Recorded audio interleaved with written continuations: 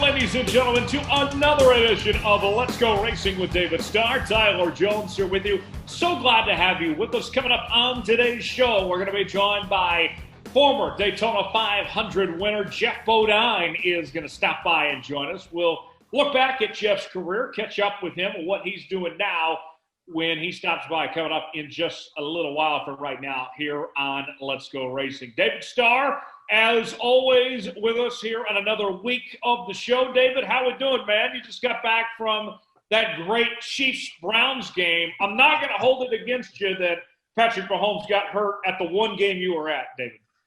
Well, man, it was pretty awesome. A good friend of mine, Stan Ross, and his brother Andy Ross invited me up to go to the game. And, knowing that I'm a big Dallas Cowboy fan, they probably wouldn't have let me in the stadium if they knew that. But, man, what an awesome game it was. And it was an unbelievable game. And, the Browns have nothing to be ashamed of. They got beat by the Super Bowl champs. But it was a great game.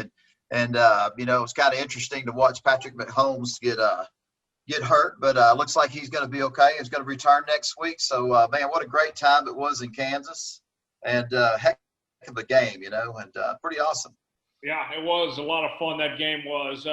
You should have taken me with you, David, but that's all right. I enjoyed watching on my couch. Dominic Oregon from the RacingExperts.com is here. Dominic, how we doing this week? Hey, everybody. Yeah, doing good. Like you, Tyler, watched that game from the couch this Sunday. That's quite a nail-biter, the Browns and the Chiefs game. But I'm happy my Packers won this weekend, so they're playing Tom Brady and company this weekend for the NFC Championship game. But yeah, we're just really happy to be here. 8 episodes in. This thing just keeps clicking off. The miles and miles are going faster and faster. Yeah, no doubt about it. And Dominic, our guest today, you know him as well as anybody here. So I want you to introduce Geoff Bodine to the listeners and tell us a little bit about his background story. Sure. So Geoff, well, I'll let Geoff tell a little about who he is, but he is somebody I have known, I would say about a good 10, 11 years now. We were doing a podcast years ago, and he'd come on as one of our guests, and we've done some driver analyst work with them with the RacingExperts.com. We're working on a really cool project together. So really happy. Geoff's become very much like a part of my family, a very personal friend. Geoff, we appreciate you taking the time to come here on Let's Go Racing with David Starr this week. Well, I mean, yeah, I always love the chance to chat with race fans, and they all have all these great questions, and any question is great, so don't be afraid to ask anything, but personal or with one of the most asked questions about the late Dale Earnhardt and I, the friction we had when we were racing together. But there's so many other things, I build bobsleds and I'm involved in charities, and so a lot to ask. So come on, folks, just ask some questions. Glad to answer. Well, man, Geoff, what an honor it is. I mean, as a kid growing up wanting to be a NASCAR driver and just glued to ESPN, just watching NASCAR ever since I can remember, man, it was always that Geoff Bodine guy up there in the lead, beating the banger with that number 3 car, but man, as I got older and got involved in the sport and made it to NASCAR, you learned some of the great stories, and seeing you and your brothers and racing against you guys. But man, what an honor it is, and man, what a career you had, and I remember watching you. I was actually at the race when you won the 1986 Daytona 500, and just, so many questions. Yeah, you were. Yeah, but that's pretty awesome. And, man, just so much history to you, and it's pretty cool to have you on our podcast, and thank you for joining us.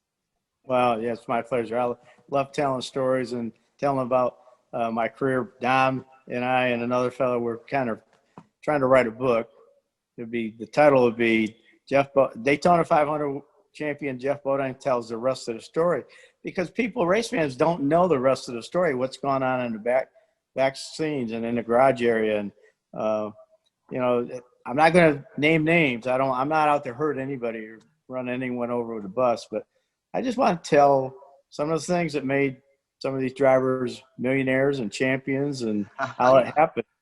I guess Darrell Waltrip just did something on a TV show about, he told a lot of things that he and Junior did to get advantage over people. I'm kind of surprised about that, because he always told everybody it was just him. It wasn't nothing to do with it.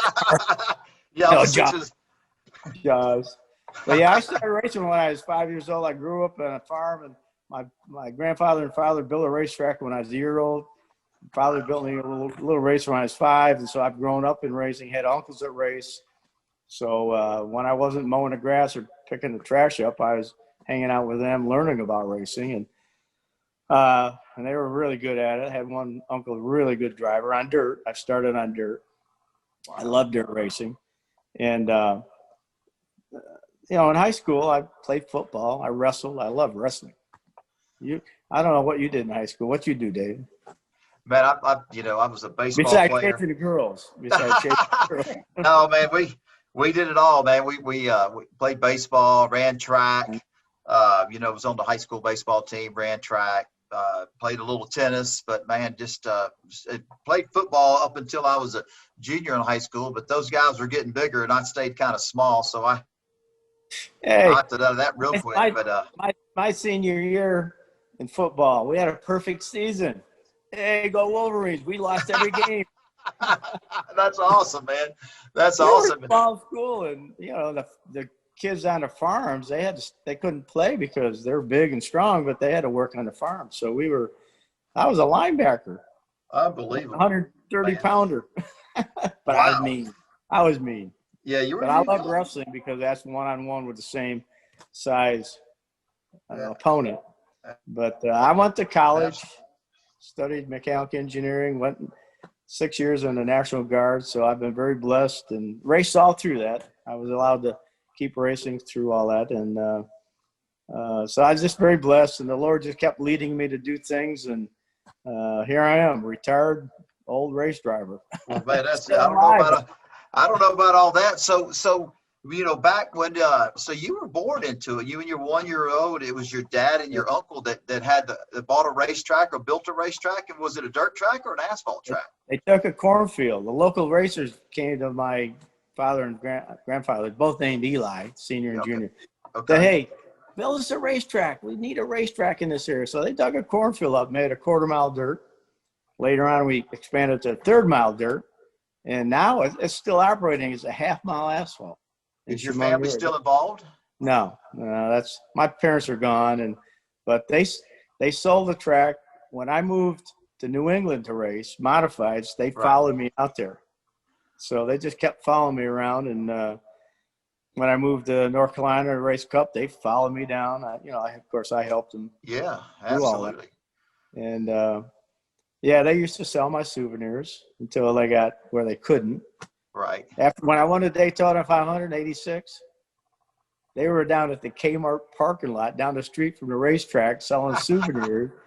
I went down there after the race. I saw some fans, and man, they were surprised. That was what you did after winning the Daytona 500 back then. Now they send you all over the country, get on TV, and all these big sponsorships. And I went to the Kmart parking lot.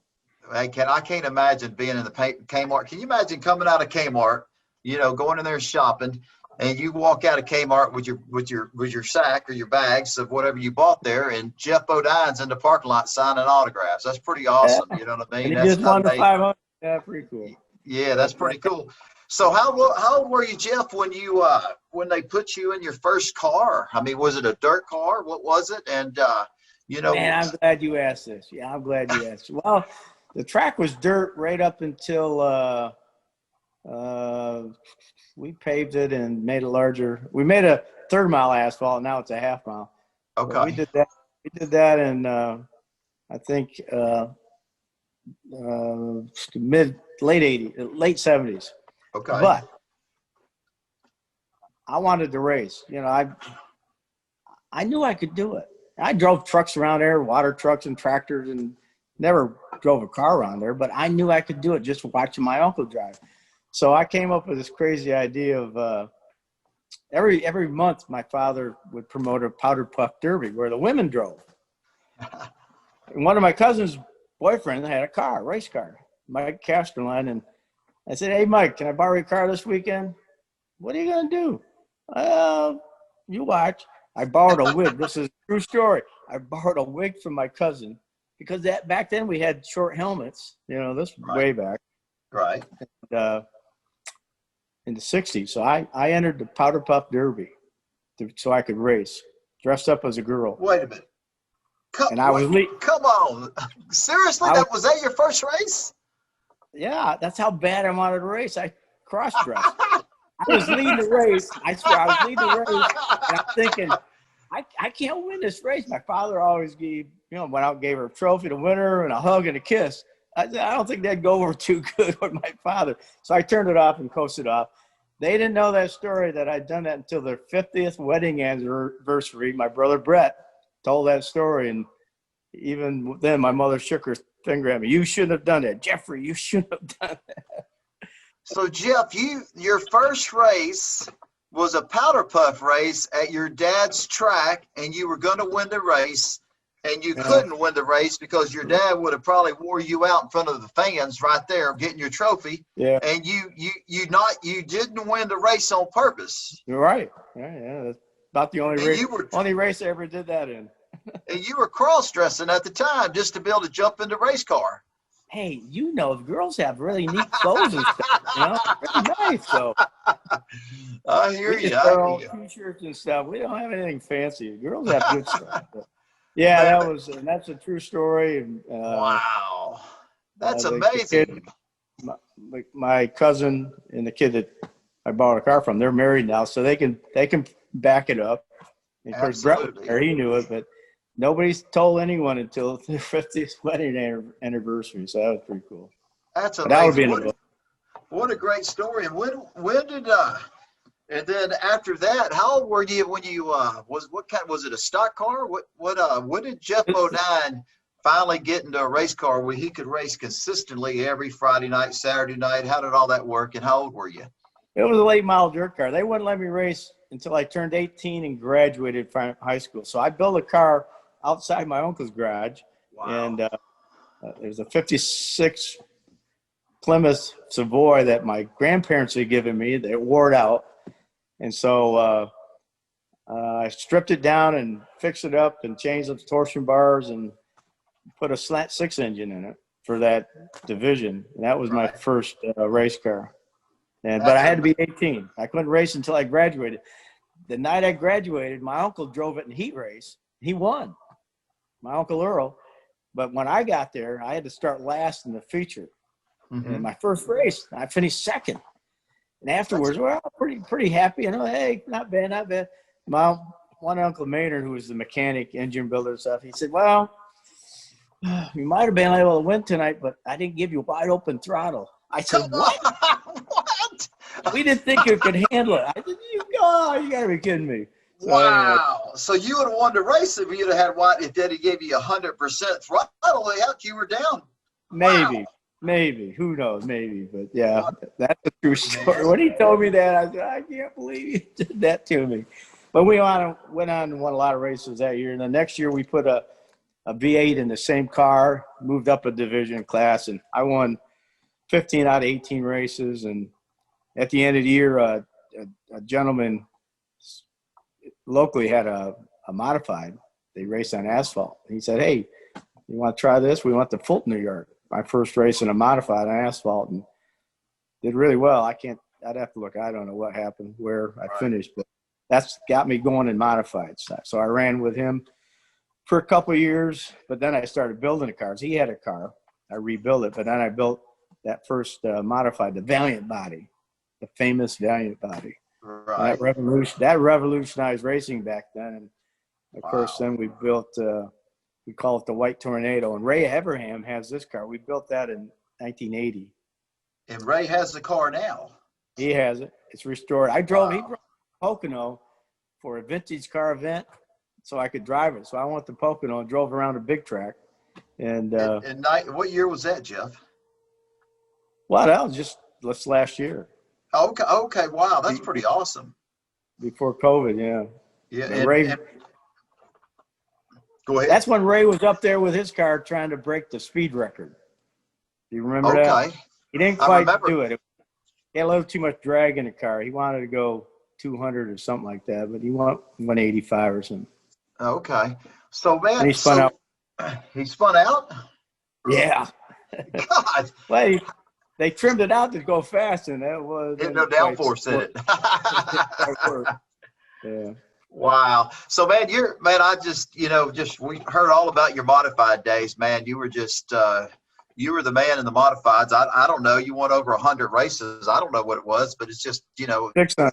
just all the, how many? Over 630 in my career. That's amazing. And I'm proud of it, but I'm more proud of the innovations I brought, the safety innovations I brought into racing and NASCAR. Was a full face helmet. I was the first guy to do that. I did it with the modifieds. Okay. When I got NASCAR late models, I had it. And then when I came to the Cup, Earnhardt used to say, he tried one on. He said, I can't see out of it. Makes me claustrophobic. He never would wear one because because I did it. I brought it. He said, no wonder you keep backing into me. You can't see me back. I said, yeah, I'm backing into you. Backing into him. I like that. That's typical Earnhardt, isn't it? Yeah, how many times did he run into you? He just loved to hit people. But I wish you were still here to see the success that Junior had and where now. Absolutely. I'm sure he'd be a big part of it now. So it's really a shame I hear. No doubt about it. But man, I never knew that that all the safety innovations that you come up with. So Geoff Bodine was the first one to wear a full face helmet in NASCAR. When I came down, I brought the seat down that wrapped around your ribs. I had that in my modified. And you've heard of Brian Butler. He builds seats. I've used his seats for 23 years. Yeah. Well, guess what?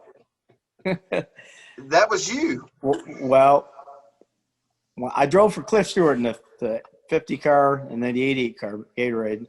Right. But I had a seat in there, but it's fiberglass. But I put a metal frame around it, so it was strong. So when I got the ride with Rick Hendrick and Harry Hyde was the crew chief, I brought the seat down. He looked at that seat. He said, Bodine, I can't put no fiberglass seat in my race car. He took that seat to Brian Butler just down the street from where the Hendrick shops are. That was how Brian built his first seat off of my seat. And the famous legendary Harry Hyde wouldn't let you run that seat.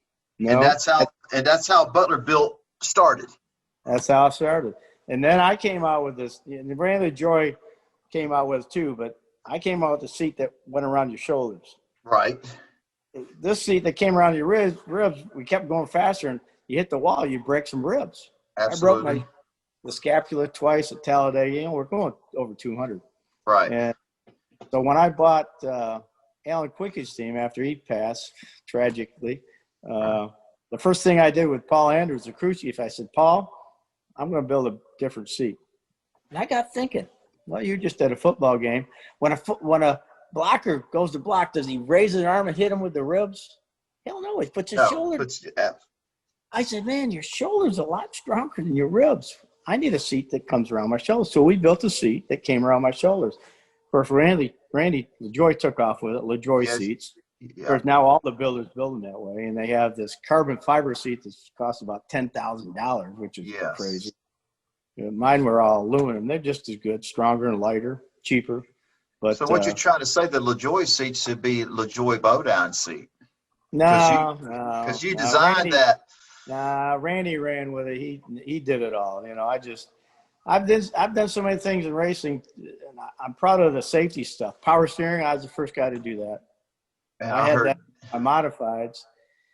When I came down and started racing NASCAR late models, I put it in. I wore those guys out on the short track. Sam Hard, Jack Ingram, Tommy Ellis, all those great guys. Dale Earnhardt. I'd wear them out in a 500-lap race. They didn't have power steering. Right. So when I went to drive for Cliff Stewart, Darrell Bryant was the crew chief. He said, I know you probably want that power steering on here, don't you? So, yeah. So I got all the steering box and all the bracketry and put it on. And North Wilkesboro was the first race for it. Right. And, that's a tough track. I won 4 races there eventually, but. That's amazing. But I jumped out of the car. I'm fresh as a daisy, and Earnhardt's over there, and everyone's over there. It's a tough track. And Waltrip went to Bill Francis said, you got to outlaw that power steering. If that breaks, that boy's going to wreck everybody. The float should go everywhere. Yeah, DW. He didn't want it. Well, we went to Dover, and I'm not sure how many races were in between North Wilkesboro and Dover, but Bobby Allison showed up with it, power steering. Guess what happened in that race? He won, and I finished second. Guess what happened this week? Half the field had power steering. And wow, Geoff. You're the first one that brought power steering into NASCAR. It's extended careers of a lot of drivers, including Richard Petty and myself. You know, absolutely. But unbelievable. The late Earnhardt used to say, "Hey, Wimp, do some more push-ups." He didn't understand why power steering. Hell, yeah, it made it steer easier, but it made you could set your front end up, setting caster camera and all that to handle better. Right. Well, he didn't think of it that way. He thought it was just because I didn't have big muscles. But I drove cars without power steering. I could do it, but yeah, but it was so much easier. You were so much fresher. You wasn't wearing yourself out. You know what I'm saying? So you could set the camera and caster better and all that, the toe. And you drove cars without power steering, right? I have. Set the caster where if you let go of the steering wheel, it'd go that way. It turns left. Yes, sir. All by itself. Yeah. But with power steering, you don't have to have that. But you still got to bring it back too. You know what I mean? So I mean, you're working. Yeah. You're working. Yeah. Certainly.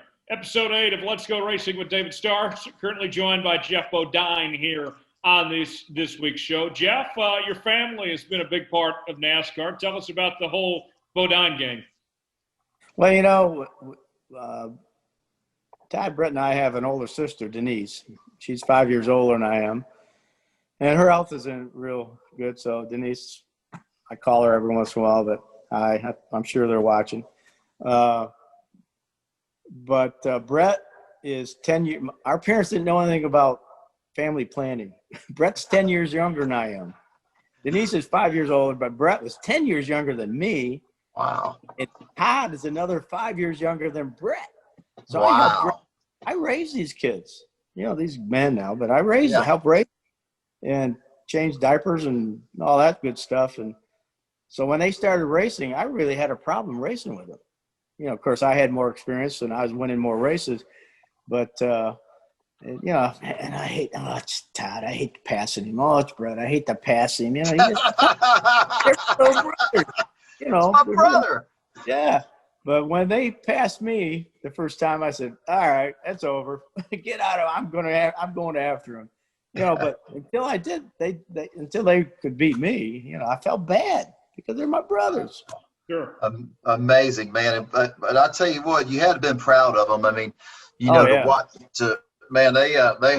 a big brother to have you as their big brother and all the accomplishments you were doing. And when they started winning, I mean, that's pretty cool deal, you know, to impress your brother in a race with you against your brother. It's pretty awesome. And I helped both of them to get into NASCAR. Brett moved on. I said he raced modifieds, pretty successful, but he wanted to come down. He moved to North Carolina, and I got him a job with Rick Hendrick and Harry Hyde working on my cars. Right. So we had a late model that Robert G. Robert G. Wow. Love that guy. But so I was driving late model and Cup. Well, we went to Bristol. We had a weekend off of Cup. We went to Bristol with late model, and I was on the outside pole, but it rained.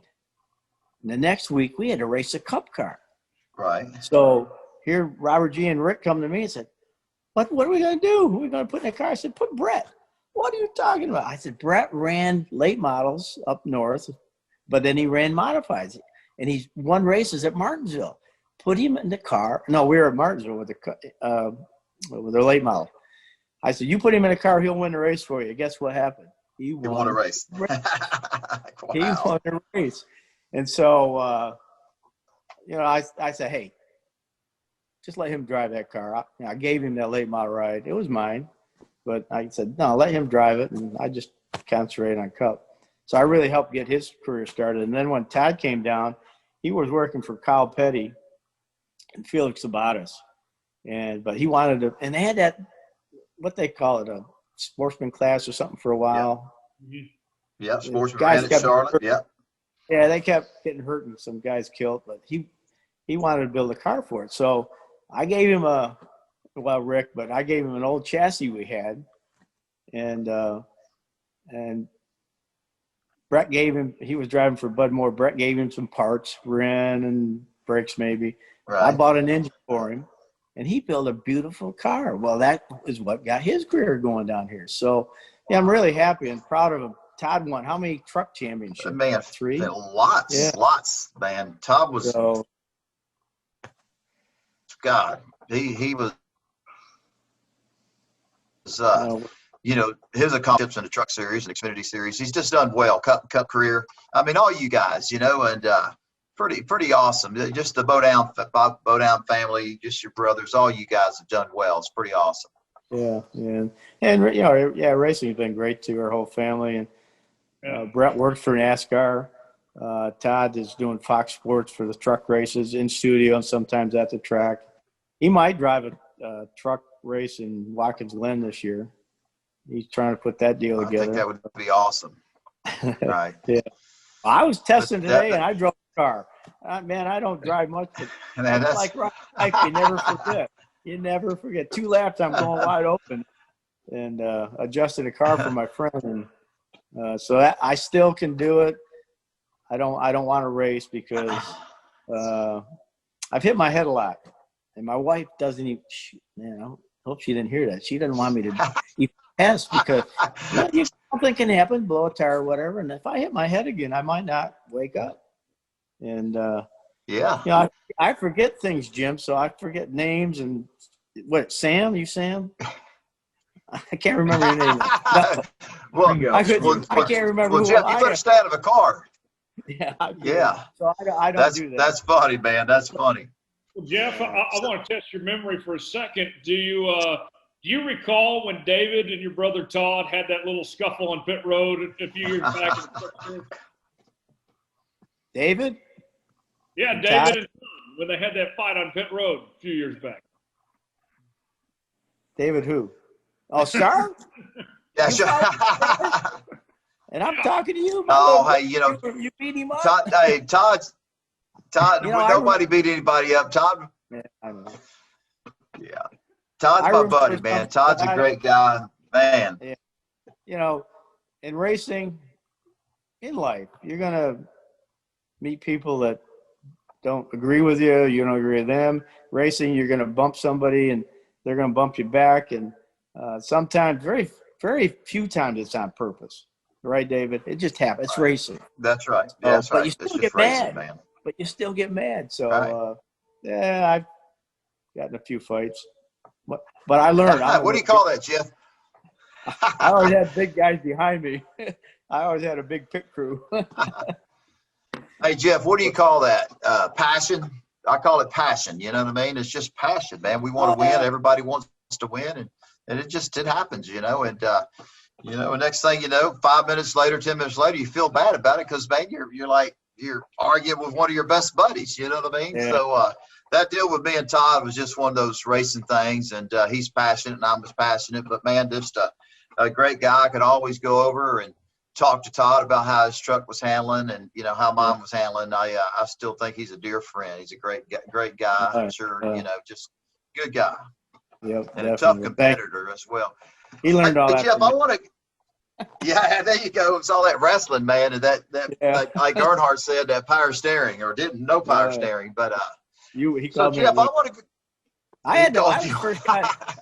This is another Earnhardt thing. I was the first guy to have a big motor coach, and I did it because we used to stay in motels, and some were pretty bad. And in the middle of the night, man, I know you're in there. Can you give me an autograph? Well, you know, we took our kids when we could, and my wife, she got pretty upset about all that. And then we'd go to dinner, and you'd have a fork going in your mouth. Hey, can you sign my autograph? My wife hated that. She's passed away now. So I said, And I used to have a small one or race modifieds, a small mini motorhome. Right. So I said, I'm going to try. Maybe we need to try one of them. And Felix Sabatas had one he took in on trade, a Newell. And gave me a heck of a deal on it. And so we tried it out, a used one. And, we fell in love with it, you know. So we bought a new one. And this is true story. I drove into Rockingham with it, the new one. And Mark Martin looked up at me because he had a small one. Right. Said, oh, shit. So I handed him a business card. I handed him a business card to Carl Blade with Newell. I said, call him up. I got one. I got another one ordered. And he was the second one to get one. And now everybody has them. So, Geoff, you brought that to NASCAR because every driver has a motorhome. So you telling me you were the first one to do that? Yeah. Felix Sabatas had one, but he just used it for hospitality. He didn't stay in it. But Right. I was the driver to do it, yeah. And they hated me. And in the beginning, I had to park out in the infield with the fans. Right. It was fine. You know, back then there weren't tremendous amount. I mean, there were, but they didn't bother you. But then more and more guys got them, so they had to provide places for them. And, you know, now, they got motor coaches all over the place. Every driver has one, car owners, crew chiefs. I mean, that's a lot of motor coaches. Man, you have done so much in racing. It's cool to hear the stories. Wow, I would have never known that. You know, I know some of the power steering and things like that, but that's amazing. One of the things I want to ask you about is, you and Earnhardt's rivalry. It was just, if you watched racing or was a part of it, but the Bodine Earnhardt rivalry was huge. And I, when you're watching the movie, when the movie Days of Thunder came out, that was Geoff Bodine and that was Dale Earnhardt. You know what I mean? And Tim Richmond. And Tim Richmond. Yeah. Okay. The story behind that is when I was driving for Rick Hendrick, he was friends with Paul Newman. Paul was a great road racer, and Rick had some road racing stuff. And he said, man, I'd love to drive the big track at Daytona. Well, we're going there to test. And he said, come on down. We'll take a late model down, Robert G's late model, and you can drive that. So he was all excited. He was a great road racer. And so he pulled in, and he brought this young and up-and-coming movie star called Tom Cruise with him. Wow. So it was my job to teach him to go around the track, the groove and stuff, and no restrictor plates in. So a late model went 100 miles an hour. Then that's wow. So Paul ran about 191. So then it was Tom's turn. We all prayed, oh, please. It was a real race car. Don't wreck it, please. Don't wreck it. Yeah. He went like 188. Wow. Didn't wreck it. So that evening, there used to be an Olive Garden next to the Speedway. Absolutely. I've eaten there so many times. My favorite place. So we went in and they used to have booths, so nobody saw Tom and Paul up in there. And so I'm sitting next to Tom or Paul. Tom's over there. Rick's father, my father-in-law, and a couple other guys. And we're just chatting. I said, here I'm sitting with two famous movie stars that love racing. I said, we need a new racing movie. We got James Gardner, Grand Prix. We got all these old movies, which are great, but we need a new up-to-date movie. So I put the seed in Tom's head about that. And we did some other racing together one time at Charlotte. Rick always, to make his sponsors happy, would take cars to the racetrack and let you drive anything. We want the Road Atlanta. And a TV guy up in Charlotte, it was my real road race car. He put it in the woods. And another guy put Tim Richmond's car in the woods. I mean, crashed him. But that's what Rick did. Man, he took care of the sponsors. He took care of people. The only problem was it was your real road racing car. He did it well. Well, that wasn't in the plan. But he brought a guy brought a whole bunch of racing Corvettes there, the tractor trailer. So we unloaded them, and Tom got in one, and I got one. Brett was there, and some other people. Tom was he was aggressive. He was fast. He was out of control, but he was fast. So we did that and had a good time. So we became kind of friends through all this. And but when they, what are you going to make a movie of? So they sent writers to the speedways. I don't know if you were around then, but they sent these movie writers in, and they just started asking crew chiefs and drivers, tell us some stories. Just tell us. Well, in those days, Earnhardt and I were going banging all the time, and the penalty box and all that stuff. And hey, Geoff, you were backing into him a lot, right? Oh, I'm sorry. Yeah, I had a good reverse gear. I couldn't see. But Tim Richmond was my teammate with Rick Hendrick, and Tim, was he was an awesome driver. He's crazy and good looking and single. So he in the movie, all the girl stuff was him. That was all Okay. That was all Tim. But the racing part was Earnhardt and I. And the ice cream cone, that was at Charlotte. He wrecked me, and I asked my crew what they were doing. It was really hot. Oh, we got some ice cream. Get me one. So I went and got an ice cream cone. Of course, it melted real quick. So that's true. Oh, yeah. And then he wrecked me in the Saturday race, and then he wrecked me in the Sunday race. And that evening, got a call from Rick Hendrick. Hey, meet us at the airport. We got a meeting in Daytona with Mr. Frank.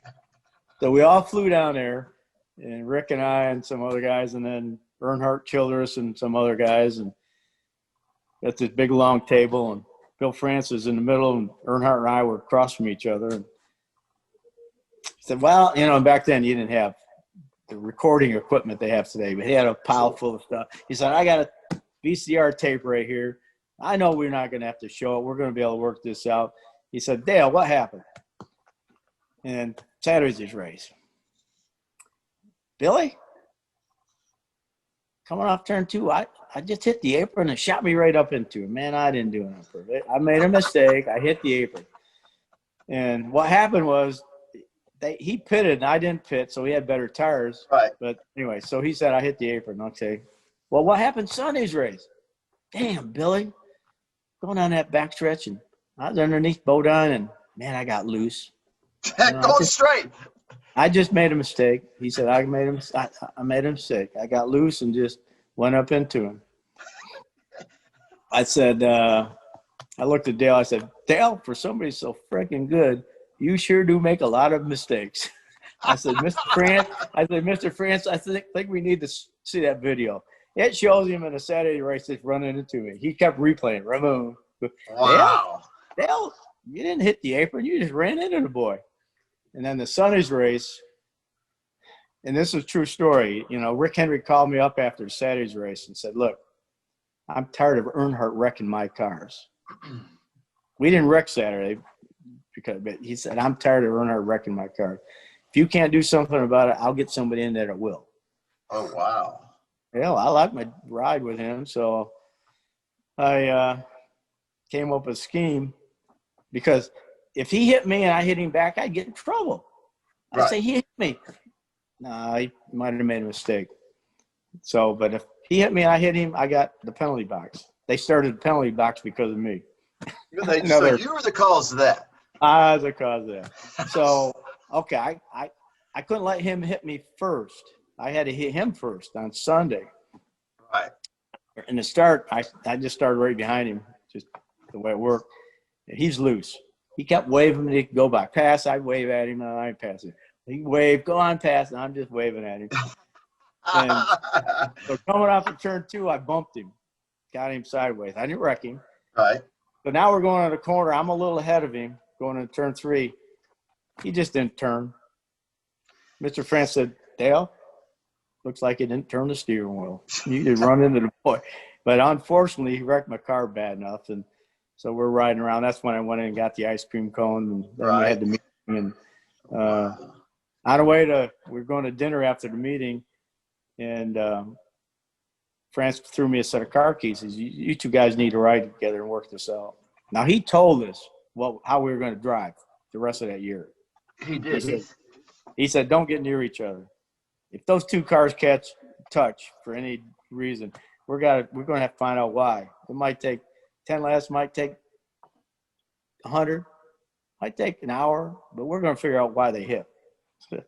Dale didn't hit anyone the rest of that year. And but on the way to dinner, he hits me in the shoulder. I'm driving. I said, what? Give him a shot. I'm following Bill France and Childress and Rick Hendrick in the car. I said, what the hell are you talking? He hit me again. He wanted me to go run into him. Really? Well, I was pretty intense. We just got our asses chewed out. Excuse my language. Yeah. I'm not going to do it. I'll pull over and let you do it. He said, no, just keep going. He wanted me to get in more trouble. He wanted me to hit him and get in more trouble. But I wish I had done it. But that's hilarious, Geoff. Wow, man. Yeah. Oh, it's crazy. We got to ask David coming up in just a bit, as well as our NASCAR news and notes. But just a few more things before we get to those. Dominic, what do you got for us? Yeah, I think, Geoff, it's worth sharing your experience. I mean, especially during that era, running the Levi Garrett car, Hendrick Motorsports. mid to late 1980s. You won the Daytona 500 in 1986, and you and only 30 some other people can say they have done that. Share with us your experience of winning the Great American Race. Well, yeah, that was my parents. We used to drive from Chemung, New York to Daytona to watch the 500 several times when I was a kid with my sister. And on the way home, I always get up on the back deck of our Chrysler that we had, big old Chrysler, and I'd be back there sleeping or whatever. I said, Dad, one day I'm going to go to Daytona and race against Richard Petty, my hero. Of course, I go, yeah. How's a kid from Chemung, New York, ever going to do that? And so that was my dream. Well, so when I got in and I said, wow, this is pretty cool. And now I want to win Daytona. I won it pretty early in my career, real early. So I go into Victory Lane and I'm crying and my wife's crying. And afterwards, you said, what do we do now? I accomplished what I wanted to do in NASCAR. I almost thought, I'm going to have to quit. But as you know, once you win, you just want to win more. Absolutely. So we quit. But the big story with Rick Hendrick was, he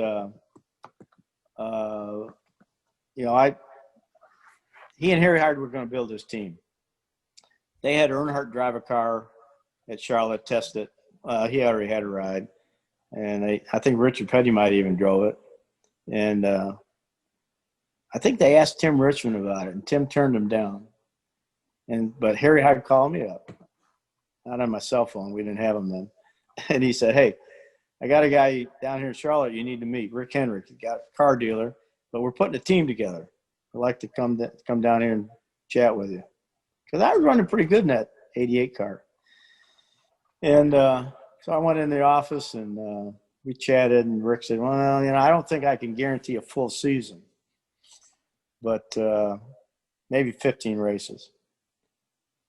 Well, I already had a full-time ride, but Harry Hyde I wanted to drive for that guy. Rick Hendrick was a great guy. Harry Hyde was a winning crew chief. I said, he's going to show me how to win these races. I want to drive for him. So I said, yeah, I like to drive for you guys. And Rick said, well, let Harry and I talk about it for a while, and we give you a call. No cell phones back then. I said, I'm thinking that phone might not ever ring. So I said, Rick, you mind if I just wait out in the lobby for your answer? That impressed him so much. About 5 minutes, they came out and you got the job. But if I'd left, I might not have got it. Man, Geoff, that's incredible. So you don't want no phone call. You just say, I'm going to wait outside. Give me, and let me know. Man, that impressed Rick. That's a true story. And then, but the rest of the story is we're running pretty good. We had some good runs, and with the new car and stuff, and we hadn't won yet. And Rick came up to us after the 7th race and said, guys, I spent way too much money, man. I didn't think I was going to have to spend this kind of money to race, and I can't go any farther. I got to shut the door. Oh, 7 races. 7 races. Well, the next race was going to be Martinsville. Of course, I won modified and late model races there. Right. So I left, but Harry went with Rick and said, look, Rick, the car is ready. The engine's in it. You might have to buy a couple tires, but everything's ready. Let us go. Bodine's won some races there. You never know, but let us go. So he said, yeah. Rick and his wife he'd promised his wife to go to a church conference in Greensboro. So he wasn't even at the racetrack that weekend. He was at the church conference. And so we go up there and we're running good in practice. I don't know if we qualified. I don't even know. Don might know. I don't know where's up front. But Harry picked – back in those days, they had 2 pit rows, one on each side of the racetrack at Martinsville. Right. Harry picked the last spot on the front straightaway, not the first spot. There's a reason why. You get bottled up and going down pit road, you lose a lot of time. So he picked the first spot for our pit. And it happened to be my birthday's on April 18th, so it was the same weekend. we had a little fan club meeting, and Harry gets the microphone and said, well, yeah, Bodine's running pretty good, but I don't think he's ready to win. I grabbed the microphone. I said, I don't know what the heck you're talking about. Well, we're going to win the race tomorrow. Hell, we had to win. You know, the doors were going to close. I didn't say that to anybody, but so we went out there and won the race. I mean, kicked their butt, and nobody dropped out. You know, we beat Earnhardt and Bobby and the whole gang. So really proud of that. And Rick didn't know we won. He called his mother up because she was home watching TV or radio. How'd they do? Well, Rick, they won the race. They won the race. Hey. They want toilet paper in my house. Rick did and his wife Linda. That was a big celebration. So Rick Hendricks and his wife, they wrapped your house, huh, Geoff, with toilet paper? Freezing house, yeah. Probably $1 million worth of toilet paper. But if I hadn't won that race, and Rick tells this story, he's told it to his drivers. I'm not making this up. Rick's told it. And if we hadn't won that race, the doors were going to close. Man, Geoff, that's what a story. Rick Hendricks, I mean, we look at Rick Hendricks today, and you're thinking, man, Geoff Bodine delivered Rick Hendricks, Hendrick Motorsports, you know, the powerhouse of NASCAR racing. Geoff Bodine delivered him his first victory. Well, Harry Hyde and the whole crew, Randy Dorton, you know, he passed away in an air crash. It was his engine then, but along with BNR help. Right. But, yeah, that's a true story. And we were doing a little TV thing up in one of Rick's museums, and Earnhardt was there, and Gordon, I think, and Waltrip and Kenny Schrader, because they drove for Rick before, and we were doing some TV, and Rick told that story. Wow. Those guys' eyes got big. They said, really? He said, yeah, I was going to close the door, man. I was broke. And so they're all going, hey, man, thanks. Great job. Good going. Hey, awesome. You know, all those things. I said, well, you believe Rick, right? Well, heck yeah, we believe Rick. I said, well, don't you guys think you owe me something? You know, something? Gordon goes, yep, check will be in the mail. Every time I see Geoff, I said, yeah, I haven't got that check yet. That's a check, well, yeah. He had, last time he said, did you move? Give me your new address. I still haven't got that check. But. So, Geoff, tell us something, Geoff. When you won that race, did that open the door? Did sponsors come, and did that kept y'all going? If you winning remember that race, that was a red and white car number 5. It was All-Star Racing. Kenny Rogers was involved, but not much financially. After that race, we got Northwestern Security Life. And then the next year we got Levi Garrett. And, yeah, that's when you win, good things happen. They come. That's amazing. That's what kept the doors open. Winning takes care of everything, as they say. Geoff, yeah. One more question for you before we move to our NASCAR News and Notes segment here. You were heavily involved in bobsledding. Tell us about how that all got started and what you did on the bobsled front.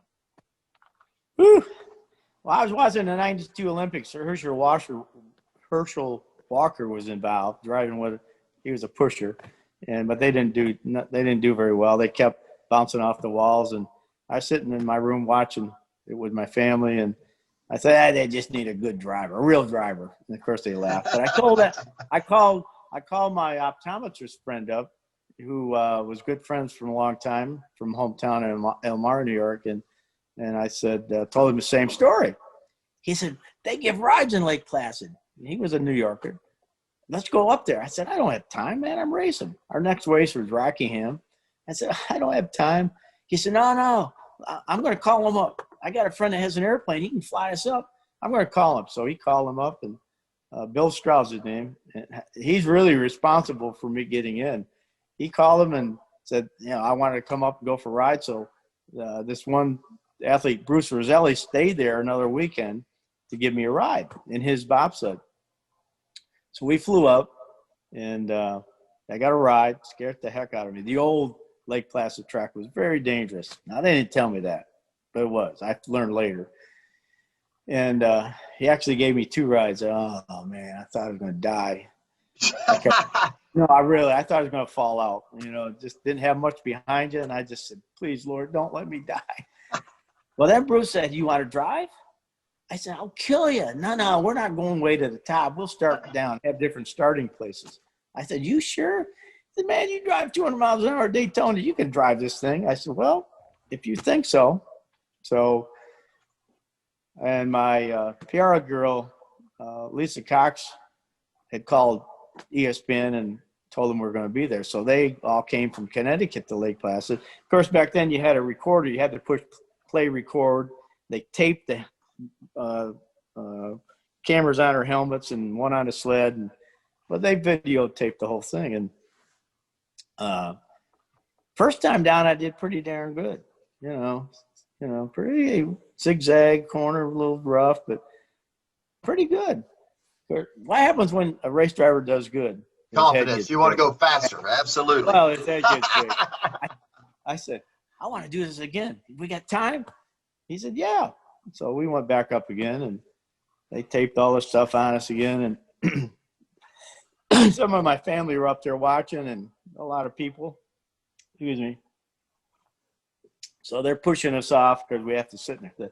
I'm waving at them. Hey, this is fun. I looked down the track. I said, uh-oh, what the heck do I do now? The first time was just pure luck. But right. I looked, because you got to drive it. You got to steer it. If you don't, you're going to crash. So we went through this one corner. They call it zigzag. And it's, the first corner would be a left-hander, then it zigs back to a right-hander. Right. I came off the right-hander a little too high and it almost flipped. Wow. Bruce behind me is yelling at me, come off earlier. I knew what to do, but I couldn't hear him. They're too noisy.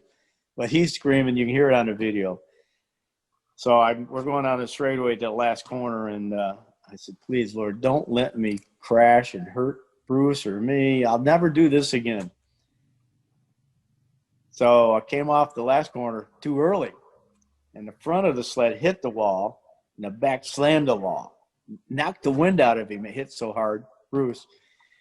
On the video, he's trying to catch emotion, trying to catch his breath. It's kind of funny. We stopped, and I'm doing an interview, and Bruce said, come here a minute, Geoff, come here. And he pointed the back of his sled. It hit the wall so hard it bent his frame 6 inches to the left. Wow, 6 inches.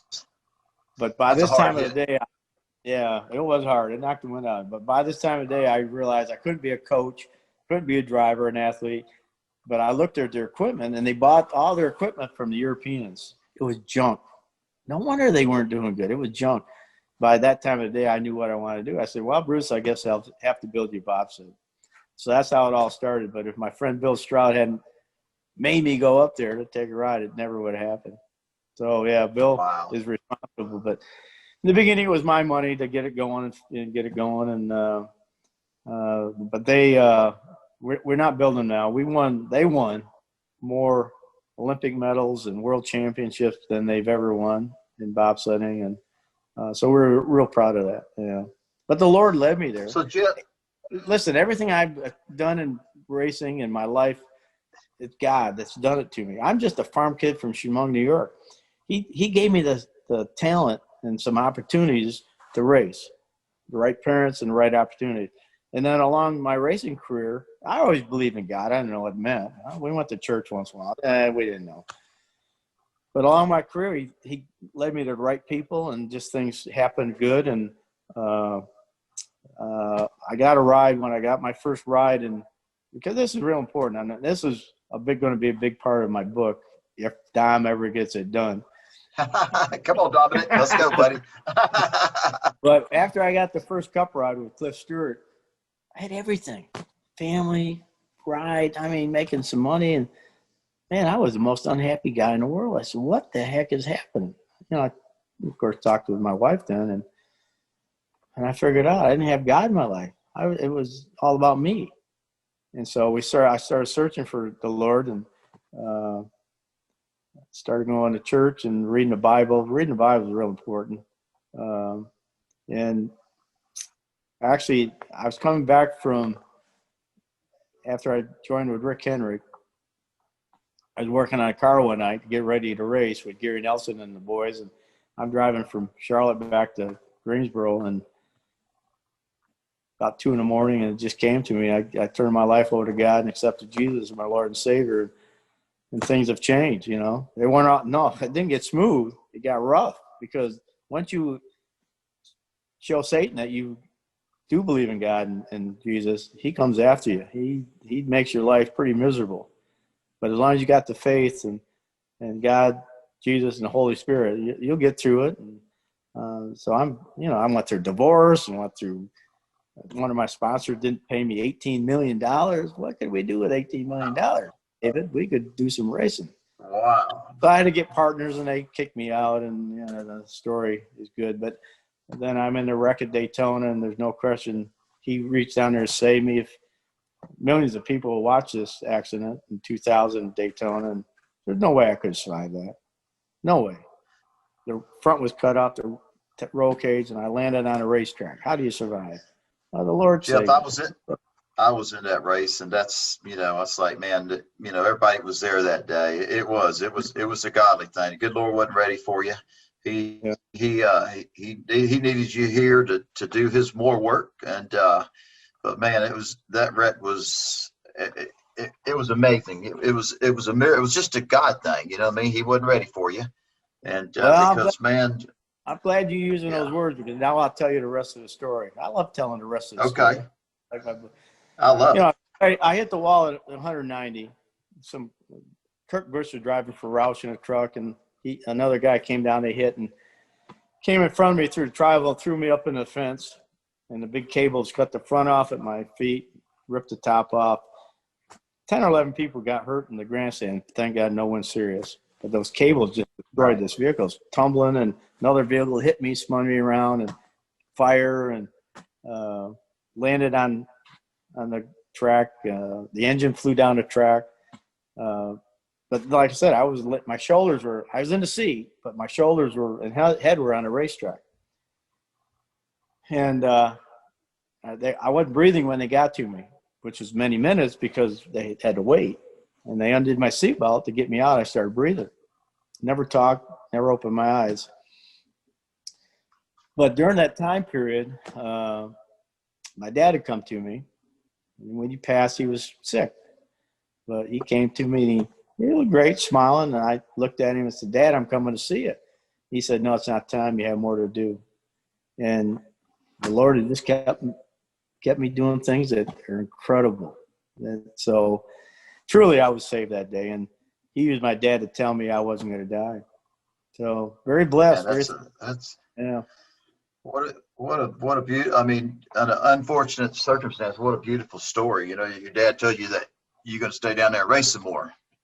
Well, I'd go through it again if I'm going to see my dad and have that experience, because it's a life-changing experience. I always believed in the Lord, and that's, you can fool people. You can go to church, fool people, and they, I'm a churchgoer, but you don't really believe. But you can't fool God. He knows what's in your heart. Absolutely. And he still knows that when I say I'm a believer, I believe in Jesus, accepting my Lord and Savior, I've been back there. He knows it's real. He's the only one that can tell what's in there. You and him. Absolutely. So, it's not about going to church, man. You know what I mean? That don't hurt, but that's not how you get to heaven.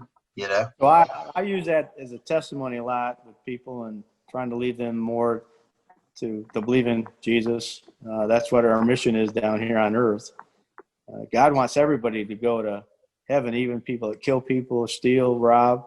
They'll go to heaven if they accept Jesus and turn their lives around. You can't continue being bad. Right.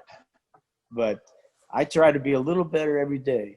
Sometimes I'm a little worse every day. We're all sinners, but I try to be a little better. And you'll never be sin-free. You're going to be a sinner right up till you die. But as long as you accept Jesus, you're fine. You're going to heaven.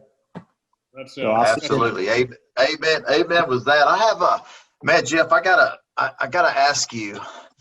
There's so much, but what was Harry Hyde like, man? You read about the man, and you watch Days of Thunders, but man, I hear so much stories, and you work with, probably one of the best crew chief ever in our industry, and what was he like? Whoa, man, he was from Kentucky. So he talked He smokes a cigar. He go, Bodine, what are you doing? He was old school, but then we won with him. He didn't have computers back then. He had a 4x or 3x5 card that he wrote everything on with a little pen. He had more stuff a computer could put in it. I mean, just real light. And from torsion bars from the Mopar days to he'd have it converted to coil springs and gear ratios and setups and tire. I mean, he'd take them 3x5s out and say, here's what we got to do, Bodine. And, we won races with him. But he was old school, so the second year with Harry, we were starting to butt heads because some of his old setups weren't working. Cars were getting different, tracks are changing, and I tried to explain to him about he liked to put a lot of lead in the trunk. I said, Harry, in the trunk. He'd run a lot of rear weight. And some tracks Geoff, was that for forward bite, or is that just where he put the lead? That was because those setups worked with those big old cars with wings and torsion bars and leaf springs. Okay. But it worked for us. I won Martinsville that way. But things change and they evolve. And I tried to explain to him, Harry, all that lead in that trunk is like a pendulum on a clock. You go in a corner and that thing will swing out. It makes the back end loose. It swings out. I said, Bodine, I don't know about any pendulum effect, but I'm going to put the lead back there. So we were button heads. But I love the guy. He taught me a lot. Oh, he taught me a lot. And he was a great guy, funny. He was the funniest guy. Yeah, I don't know anything about no pendulum effect, but but that's what eventually he went with Tim, and that's when I went with Gary Nelson. Of course, we won a lot of races with Gary. Daytona. Yeah, man. Gary was man. He went to go. I guess I always heard, if NASCAR, you would hear, Gary Nelson was. I mean, when NASCAR hired him, what was his role, Geoff? With NASCAR? Yes. He was an inspector, because he had the reputation of cheating, so he knew how to cheat. And he was with Bobby Alice and some other guys, and they cheated. How come whenever I got a crew chief like Gary, or when I was with Junior Johnson, that cheated all the time, they wouldn't cheat with me? No, they got caught, and so when I got there, I couldn't cheat. But we never cheated with Gary. He was just really smart, very smart. We won Daytona and won all the races, but he ended up with some trouble, and NASCAR hired him. And so then I ended up with Waddell Wilson, and now that's a guy. Wow. Yeah. Waddell Wilson, one of the best engine builders during his time. And what a great guy. I love the guy. I still love him. He's still involved in racing with some stuff, but he's in the Hall of Fame. He deserves it. But I really enjoyed working with him. Of course, then I went with I've had some great opportunity. Went with Junior Johnson. Yeah, that's amazing. Then 2 years with Ford, Budweiser, and then Bud Moore had Motorcraft as a sponsor, Ford Motorcraft, but he wasn't doing good. So they came to me and said, "We want you to drive for Bud. If you can't win with Bud Moore, we're going to pull his sponsorship." Wow. Now you talk about character. You talk about a character. Bud was he was an old grouchy guy, but I mean, great guy. He was in the military. With medals, and I mean, he was just a super patriotic guy. But he was getting grouchy at the end of his career in racing, and he had great cars. Here's one of my moments. Donnie Wingo and Travis Carter were co-crew chiefs. Can't get any better. Both great crew chiefs. And the cars were great, but the engine stunk. Bud and his son built the engines then. And they were terrible. I said, man, if I can get a good engine, I know we can win. Well, back in those days, you heard of Pro Motors. Yeah. Yeah. He had a couple cars with his engines, and man, they blow me off down the straightaway. I said, I went to Preston Miller, who worked for Ford. in the racing part. I said, Preston, if I had one of those engines, we could win some races. Bud has some great cars, but the engines are terrible. So Ford bought an engine for us. Went to Martinsville. Sunday race rained out. Raced on Monday. Won the race. Kicked. Wow. That's now awesome. Now we're going to North Wilkesboro. And, you know, Bud's okay with that. You know, it wasn't his engine, but he always said, you could have done it with my engine, but it wouldn't have happened. So now we go to Wilkesboro and we practice with one of Bud's engines. Right. The same car at Martinsville, same setup, everything, exactly the same. We just happened to hit a setup that worked. Engine was terrible. So I could, Preston, Peter Giles promoters have the engine rebuilt. Let me call him. It's almost ready. I said, get up there and get it, and we're going to put it in this car. I can't win with Bud's engine, but I can win with it. So he went and got it. Bud wasn't at the racetrack. I don't know. He didn't go to all of them. But so we put that engine in and went out. Well, the race rained out on Sunday again. Wow. Raced on Monday. I won that race with the same car and the same engine. Wow. Amazing. And Bud was so mad because you could have won with my engine. I mean, he was so mad. He took the engine and took it apart. And, he, you know, of course, he learned why it was going so fast. But he rebuilt it. It blew out.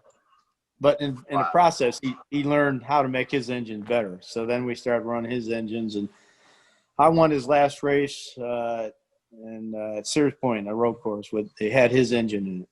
But and I love Bud. He was such a great guy. And they did a roast for him when he was retiring. And I went down to Spartanburg. And you know, I always kept trophies. And, I took the Sears Point trophy down and gave it to him and told that story that he wasn't there. And, we went back to Martinsville. There's more to the story. I got so many stories. At Martinsville, after the first race we won, we had his engine in. We sat on a pole. Right.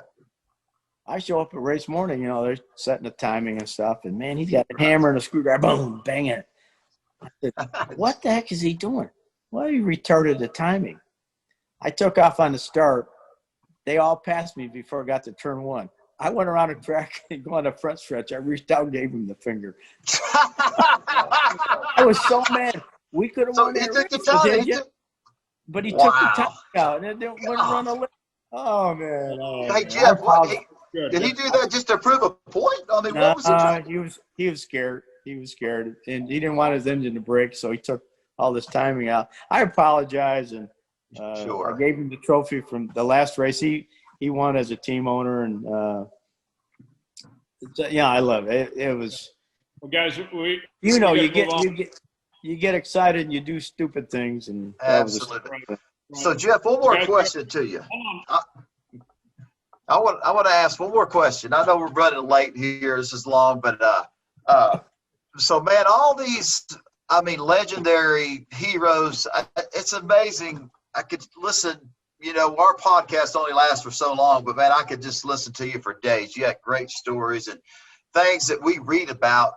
I mean, you made what we're reading, you know, but what is one of your regrets, if there was one, and you know, in a just an awesome career, you know, what one comes to mind? No, I don't have any regrets. I thank God for everything that's happened in my life, career, the good, the bad, and the ugly, because it makes you who you are. It makes you who you are. If everything's easy, guess what you are? You're a spoiled brat. Yeah, so absolutely. I'm so glad that I had the ups and downs in my career, and so I thank him every night for that. And so no regrets. The biggest regret that I have in my life is I made some bad investments and lost a lot of money, so I can't help people like I used to. I had a Make-A-Wish golf tournament for 14 years, raised lots of money for Make-A-Wish. But, you know, I stopped because other guys that was another first. I took the first little boy to a NASCAR race at Rockingham. A lady in Greensboro introduced me to Make-A-Wish, and we're still great friends now. We used to go to hospitals. I'd dress up as Santa. She'd be Mrs. Claus and hand out gifts. But it was an act of Congress to get this boy in a wheelchair and to the pit area. I said, oh, man, we'll get in there. I'll wheel him down through there. All my buddies will come out and sign off. They all hid. It was, back in those days, this was the mid-'80s. Right. People were pretty intimidated by somebody in a wheelchair, and then a little boy that was he had a shrinking disease, so he couldn't talk very well. His mother couldn't understand him. But so anyway, Richard came out, and Harry Gant, and we got several autographs, but some guys were hiding. They just didn't know what to think. So we're just sitting there in the pits and chatting, and the little boy wanted to give me a hug. So I bent down. He gave me a hug. I said, "Boy, you're strong like Superman." So we're chatting some more. Now he starts taking down his pants. I asked him, "You see, I go to the bathroom?" She bent down. No, he's all right. He was wearing underwear, Superman underwear. I wanted to show you. Because I said, you're strong like Superman. I didn't know he had Superman. He sent me a pair. I still got them. That's cool, man. So, man, Geoff, that is awesome, man. But then NASCAR opened up everything to Make-A-Wish, and I mean, they're just great with Make-A-Wish now. And so I got lots of stories that are inspirational, sad about that, but Geoff, I've been blessed. I love your stories, man. This is awesome. We have covered so much on here, Geoff. We're going to have you back on another time. We need to have you back for sure, yes. Absolutely. Yeah, for $1,000, I'll come. Dominic has it. He'll pay me. Yeah, there you go. I'll send that check in the mail like how Gordon did, yes. Perfect. Yes, that's right. Guys, a couple more things before we get out of here today. We want to go over our NASCAR news and notes of what's been happening in the world of racing this past week. Dominic, what do we got going on? Every week on this show, we take a look at your top NASCAR news and headlines, and we like to get everybody's reaction to what's been going on in the industry. And we've had a lot of celebrities kind of dip their toes in the pool when it comes to NASCAR ownership, and Pitbull is no different. Pitbull has teamed up with Justin Marks and his Cup Series efforts with the Trackhouse Motorsports. They're fielding the car for Daniel Suarez, and it was announced last week that he would be involved with the team. So add him and Michael Jordan to the list of some of these guys that are coming into the sport over the offseason. Guys, I don't care what happens. It's tough to beat the Michael Jordan and Hamlin story. That's huge. It's huge. The story, I watched the Chili Bowl. Who watched the Chili Bowl last week? Oh, yeah, I did. I loved it. It was so cool that he won. Yeah, no doubt about it. Yeah. I'm going to go there next year. I've never been there, but I've got to go. My brother Brett was there for a while, and his son works on one of the cars. But what a event! My gosh! Oh, unbelievable! I hated to see Christopher Bell flip right there with the lap and a half, 2 laps to go, because I thought that he was catching Kyle. You know what I mean? And but anyway, what an event, Geoff! You're right, man. The Chili Bowl, unbelievable. Yeah, great job by Kyle Larson to win that again. And I think that we're going to continue to see for a while Larson and Bell go back and forth for that Chili Bowl championship. That's in my hometown. They've done a terrific job there in Tulsa with the Chili Bowl to make that a great experience last few years. But as far as Pitbull goes, going to NASCAR, another big name, he calls himself Mr. Worldwide. Dominic, I heard him say that Pitbull is it's bigger than the sport. It's a culture. This is a cultural thing that he's bringing, Dom. Absolutely, and I can attest to that. When I was at the last normal NASCAR race week in Phoenix in March of last year, he was there shooting a promo with NBC and just walking up and down pit road, and everybody was just kind of gravitating towards him. But himself, you could just tell he was immersed in the NASCAR culture and just enjoying the race. I want to say Blake Shelton was there too, doing a little bit of stuff with all this. So it was really cool racing, to see a lot of these guys who were very popular in other industries coming into NASCAR and just really being a part of the culture. I started that too, You can tell he was enjoying it. I started that too. The country music stars getting involved. I'm that guy who started. Tiny Tucker. You know how, right? How, Geoff? Well, I went out with Tanya Tucker for a while. after my divorce, I was a mess. Tanya helped me get through it. She's really a great person. What a talent. We went over to Plant City and watched her sing this last year during the Strawberry Festival. Oh, she still sings so good. And but we're all good friends now. But, yeah, she helped me through my divorce. So, yeah, we had a lot of fun together. Hey, I remember you were at the racetrack with her. I just thought, man, is that cool? Geoff Bodine's dating Tanya Tucker. I just thought that, I mean, it was like, couldn't believe that we were in the presence of that. You know what I mean? I'm like, wow, you know. She loved it. And, you know, back then she had a Tanya Tucker salsa, and we had that on the side of the truck in the car and everything else. And, we just had a great time with her. Dominic, what else we got, man? Sure. Last thing before we get to the next segment, it seemed like there was a big news dump earlier this week with who kind of filling those gaps in on the NASCAR silly season, at least with the Cup Series side. Some of the things that were announced: James Davison going to be running majority of the Cup Series schedule, but a lot with the Daytona 500. Joey Gase will be fielding an entry with Rick Ware Racing full time, same as Josh Bilicki.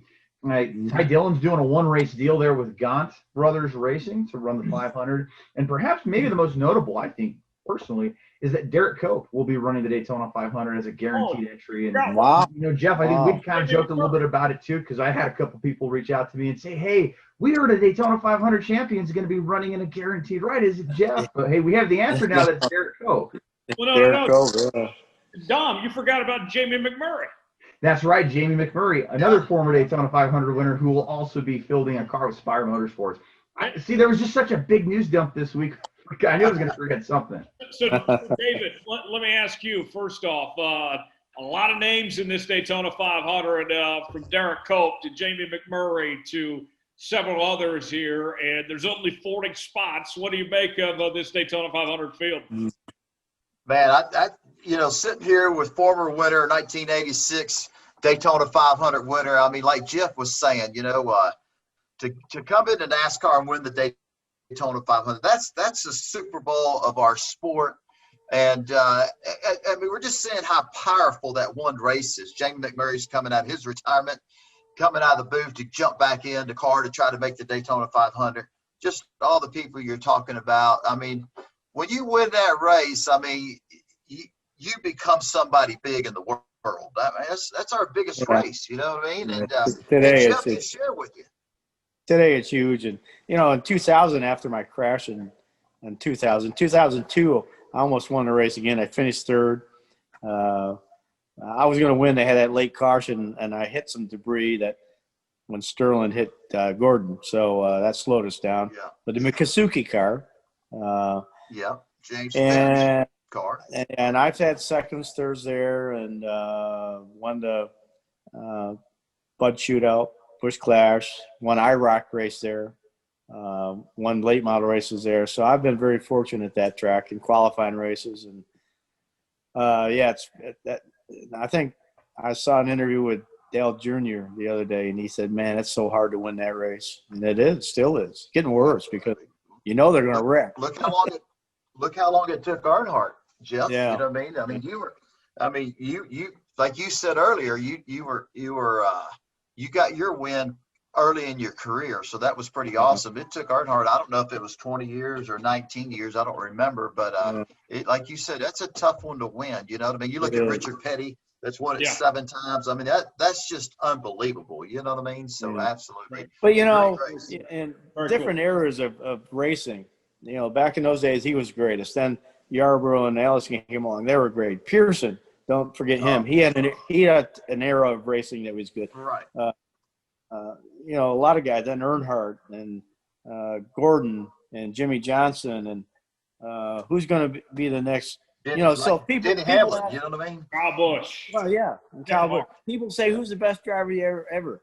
You can't say it because in their time period they were the best, but then they moved on and somebody else became the best. So it's hard to say Richard Petty isn't, but his era was completely different than what's going on in the modern era. Right. He's still my hero. I still love the guy. He's He's awesome. Richard's the best. Guys, before we get out of here today, time for our Ask David segment. We ask you to submit questions to us on Facebook, Twitter, and via email. You can send them to davidstarpodcast@gmail.com or on those social media channels. And we got a couple questions for both David and Geoff. And this one's from Matthew on Facebook.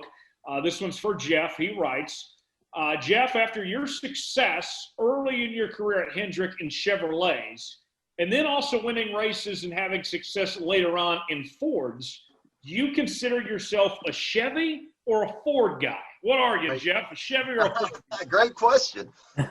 Well, I'm a fortunate guy. This would be in the book too. I drove an Oldsmobile. I drove a Pontiac. I drove Chevrolet. I drove Ford. I've driven Toyota. What else is out there that I haven't mentioned? Dodge, Buick. right? Buick. I've driven every brand of car that's been in NASCAR. I don't know if anyone else can say that. Probably can, but that's pretty cool. All right.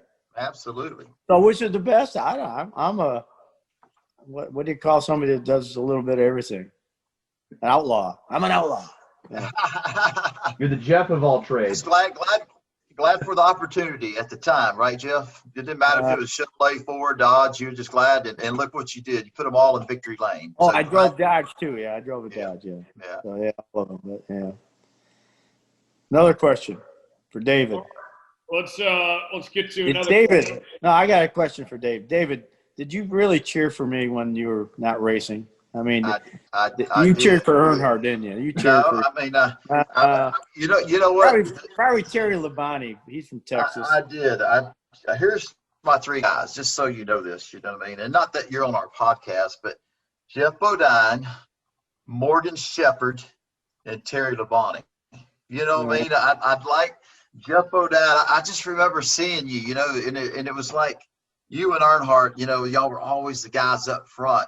And I like Morgan Shepherd because I like that name, and Morgan was driving for different people all the time, so I kind of like the name Morgan Shepherd, and he was good. You know, he ran some great cars, won some races. I don't think he won as many Cup races as you did, but he was good. And then obviously I love Terry because Terry was from Texas, from Corpus Christi. So you know, my two heroes, AJ Foyt and Richard Petty. You know what I mean? They're my heroes. Oh yeah. Absolutely. Yeah. All right. One more question for you. This one's on Twitter from Tom McDonald at Tom5576. Tom writes, what is Mr. Bodine doing nowadays? Well, right now I'm sitting in the living room talking to everybody, and I appreciate that. You know, David, you probably get the same. Every day I get mail to sign those little cards. Yeah. And every day people still send them. And I want to say, don't you know I'm not racing anymore? But people keep sending them. And I had you know, celebrities are obligated to an autograph for a fan. But then you get 10 or 20 of these cards. So this was a long time ago, back when I was doing the Make-A-Wish golf tournaments. I came up with an idea.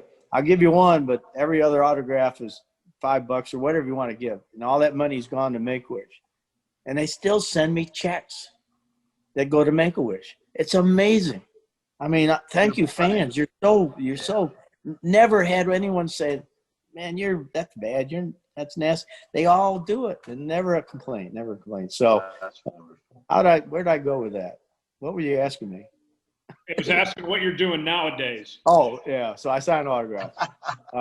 I was involved in a Honda motorcycle store down here in Melbourne, but I got out of that.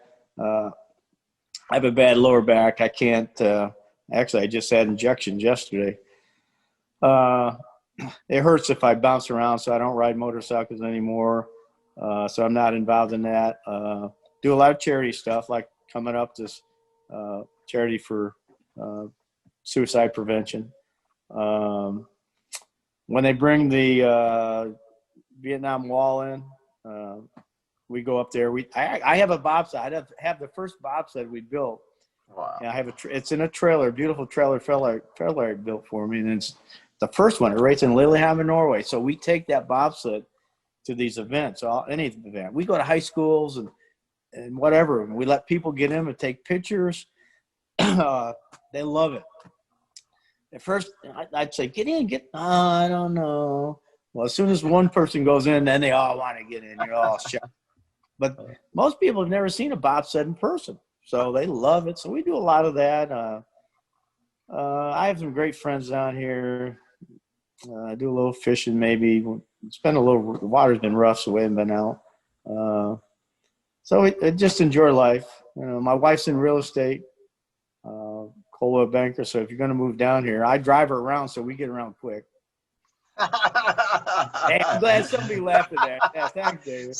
So Geoff, that's awesome. If they want to buy a house, come see you guys. They're going to get a heck of a ride, and they're going to get an awesome house. I like that. That's awesome. Well, man, Geoff, what an honor, man. What an honor to have you on our podcast. I mean, you just done so much. And the cool thing about Geoff Bodine, you're NASCAR came out, I don't know, 7, 8, might have been 10 years ago, the 50th greatest drivers ever in our sport. And I don't know what number you are, but I know you're in that group, Geoff. And what an honor that is. But to have you on our podcast and just as much and to hear your stories and listen to you, just as being an awesome and legend in our NASCAR industry, it sounds like you're just a awesome person. The things you do for charities and the things you've done for different people. I just in your relationship with the Lord, it's just man, what an awesome life you've had, and continue to have. So it's pretty cool. Well, David, we're all people. I had a racer come up to me 2 years ago at Daytona, and he's well known. He said, "Man, you're special." I said, "What are you talking about?" "Man, all the stuff you've done, you're special." I said, "I'm not special." "No, you're special." We were arguing. "I'm not special. I'm blessed. The Lord blessed me with opportunity, with talent, and just kept leading me. He's special. I'm not. I'm just the vessel that he used to do this. I'm a farm kid. How do you do this?" Because he did it. I didn't do it. He did it. And this driver kept saying, "Oh, you're special." I said, "Well, unfortunately, in this world, a lot of people think they're special.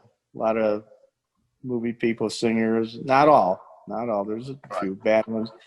Our people in Washington, they think they're special. They ain't special. They're I don't want to say anything. Go Trump. Go Trump. He should be our next president too. But so yeah, I'm just like anyone else. I've just been blessed.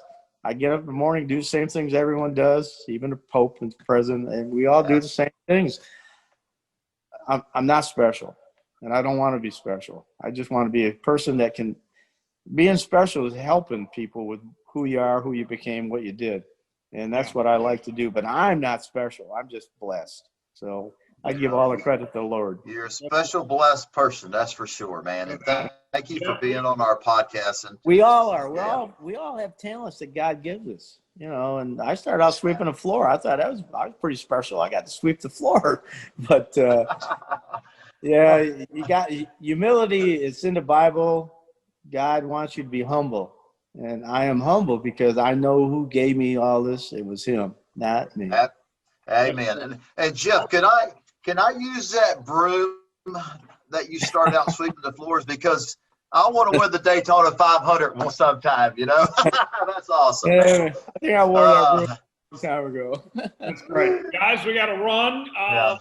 Before we go, Dominic, what's going on in the Racing Experts this week? Well, we're just continuing to cover the news and happenings around our sport, so we'll continue to just stay on top of all that, as well as giveaways on social media. So be sure to follow us on Facebook, and especially on Twitter. We do a lot of stuff with merchandise and memorabilia, so make sure to be following us along to have your chance at winning some free NASCAR gear. That's great. And David, we're just 3 weeks out from Daytona now. What are you doing here these next few days as we're getting so close, man? Man, I've just can't sleep at night. Just got back from Kansas, was on the phone all day, and just trying to get to the point where, hopefully we can announce a deal real soon. So just people have no idea the stress and what's going on, but just like Geoff said, just blessed that I do have partners and great sponsors, and hopefully here in the next 6-7 days we'll be able to announce something for our 2001 NASCAR season. That's great. We're looking forward to it. We'll have that announcement here on Let's Go Racing. We got to put the checkered flag out on this episode of Let's Go Racing with David Starr. We want to thank Geoff Bodine for joining us. As always, subscribe to Let's Go Racing. New episodes out each and every week on Apple, Spotify, Google Podcasts, as well as the video version on YouTube. You can email us at davidstarpodcast@gmail.com. Also on social media, David Starr Podcast on Facebook. Star Podcast on Twitter is where you can find us there. I'm Tyler Jones for David Starr, Dominic Aragon, and our guest, Geoff Bodine. We appreciate you joining us. We'll see you next time here on Let's Go Racing. So long, everybody. So long, guys.